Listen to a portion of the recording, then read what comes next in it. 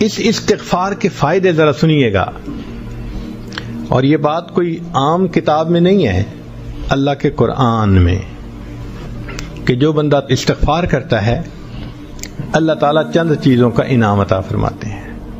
حضرت حسن رضی اللہ تعالیٰ عنہ ایک مرتبہ تشریف فرما تھے، ایک بندہ آیا، کہتے حضرت بڑا گنہگار ہوں، کوئی عمل بتا دیں گناہ معاف ہو جائیں۔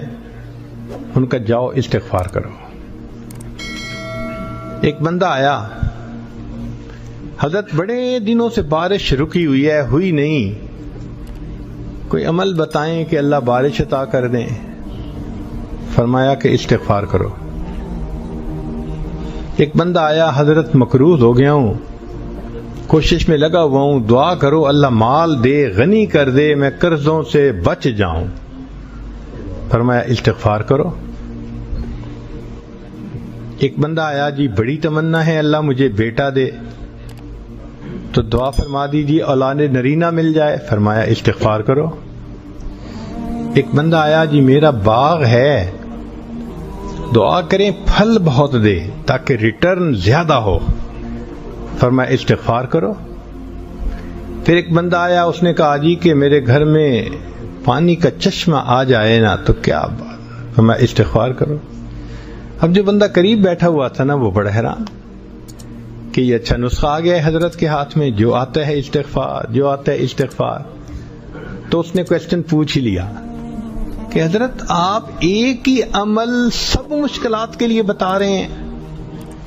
تو سیدنا حسن رضی اللہ تعالیٰ عنہ نے قرآن مجید کی آیت پڑھی کہ اللہ تعالیٰ قرآن مجید میں فرماتے ہیں فَقُلْتُ اسْتَغْفِرُوا رَبَّكُمْ إِنَّهُ كَانَ غَفَّارًا، تو گناہ معاف ہوتے ہیں استغفار کرنے سے۔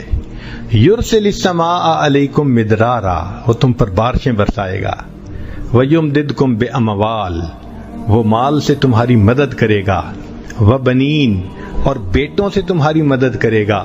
ویجعل لکم جنات، تمہارے باغوں کا پھل زیادہ کر دے گا۔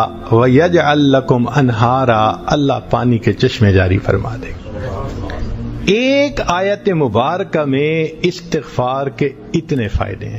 آج مجھے بتائیں جتنے لوگ پریشان ہوتے ہیں، عورت پریشان اولاد نرینہ نہیں ہے، مرد پریشان بچے ہی نہیں ہوتے، مرد پریشان کہ جی قرضے سر پہ چڑھ گئے، کوئی پریشان گناہ بہت ہو گئے، کوئی چاہتا ہے کہ اللہ تعالیٰ میرے کاروبار میں برکت دے دے، تو بھئی جیسے باغ کا پھل بڑھ جاتا ہے تو یہ کاروبار بھی تو باغ کی مانند ہے۔ استغفار کا ایک عمل ہم اگر پابندی سے کرنے لگ جائیں ہمارے سارے مسئلے اسی سے حل ہو جائیں۔ کسی عملیات والے کے پاس جانے کی ضرورت نہیں ہے، نہ حساب کروانے کی ضرورت ہے، نہ کسی سے کچھ لکھنا لکھوانے کی ضرورت ہے۔ قرآن پاک کا نسخہ ہے، سچی بات ہے، اللہ کا کلام ہے، اللہ کی بات سچی۔ آپ اس کو آزما کے دیکھیے کہ استغفار کی کثرت سے اللہ تعالیٰ بندے پر کیا رحمتیں فرماتے۔